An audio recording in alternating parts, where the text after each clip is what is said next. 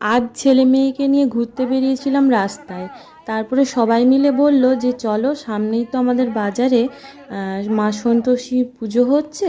তো সেখানে পুজো হয়েছে আগামীকাল। তো তারপরে আমরা দেখতে যাওয়া হয়নি আসলে। আর ওখানে একটা ছোট রকম খেলার আয়োজন করা হয়েছে।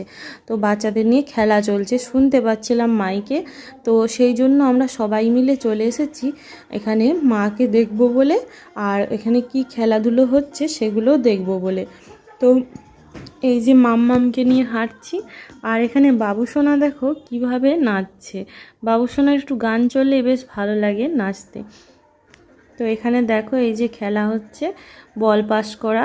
তো তোমাদের কেমন লাগে এইসব পুজোর সময় খেলা করতে বা খেলাধুলো দেখতে, অবশ্যই কমেন্টে জানিও। আর আমার ছেলেকে দেখো, ও গোটা রাস্তাটা এইভাবে নাচতে নাচতে গেছে আর নাচতে নাচতে এসেছে।